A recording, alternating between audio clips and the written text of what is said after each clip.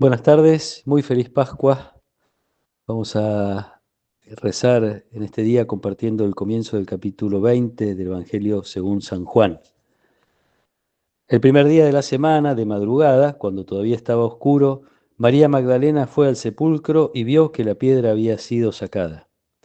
Corrió al encuentro de Simón Pedro y del otro discípulo al que Jesús amaba y les dijo: «Se han llevado del sepulcro al Señor y no sabemos dónde lo han puesto». Pedro y el otro discípulo salieron y fueron al sepulcro. Corrían los dos juntos, pero el otro discípulo corrió más rápidamente que Pedro y llegó antes.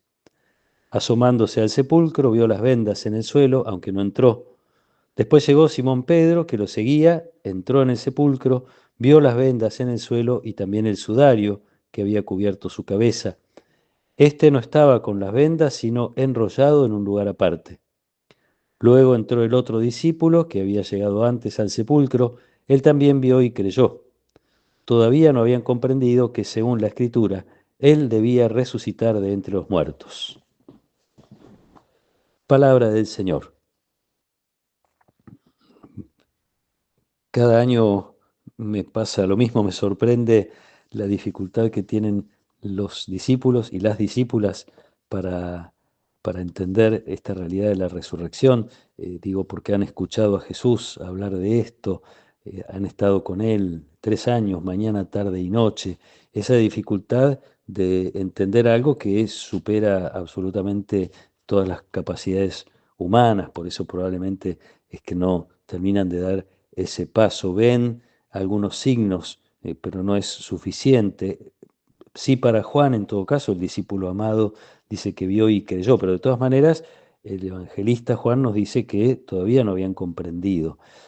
Ayer escuchábamos que las mujeres iban como quien quiere cerrar un capítulo a llevar los perfumes. Cuando les anuncian la resurrección, le cuentan a los discípulos y los discípulos creen que están delirando. Bueno, esta dificultad que, como decía ayer, se salva solamente con el encuentro personal con Jesús.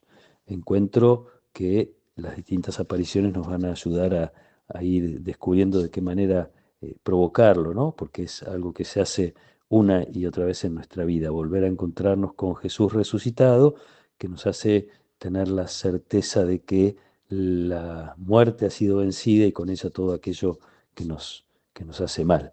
Pero este encuentro termina siendo tan transformador que después de Pentecostés, escuchamos en las dos lecturas que acompañan hoy el Evangelio, después de Pentecostés los discípulos tienen una conciencia de pertenecer de tal modo a Jesús, de haber compartido de tal modo su vida que todo es diferente.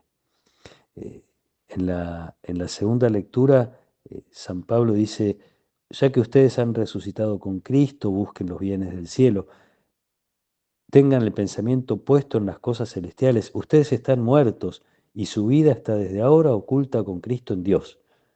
Esta conciencia que la Pascua viene a recordarnos. Nuestra vida está oculta con Cristo en Dios. Por eso podemos tener esperanza, más allá de las cosas que nos tengan que pasar, de las noches por las que tengamos que atravesar, tenemos la certeza de que, aunque a veces se hacen muy oscuras, hay una luz que va a aparecer, en algún momento va a aparecer, en las pequeñas cosas como en la definitiva, que será el paso de cada uno de nosotros de esta vida a aquella vida de plenitud junto a Dios.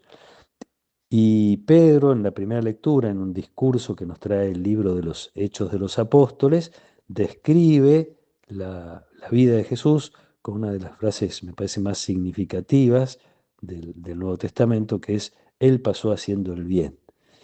Entonces, identificados con Él, nuestra vocación es también la de pasar haciendo el bien, teniendo experiencia del poder de Dios que vence todos los males, con la esperanza de nosotros estar siempre, como quien dice, de pie. Nos sentimos responsables también de poner en pie a otros, de ser testigos del anuncio, que de alguna manera podamos hacer no solo el anuncio verbal o el anuncio de nuestros gestos, sino que nuestra vida de alguna manera muestra a Jesús, porque es, insisto, la manera de creer en la resurrección, en la vida de Dios que hemos recibido, encuentro personal con Jesús. Ojalá podamos ser instrumentos, para que muchos se acerquen a Él. Que nos acompañe la protección y la bendición de Dios Todopoderoso, del Padre y del Hijo y del Espíritu Santo. Amén.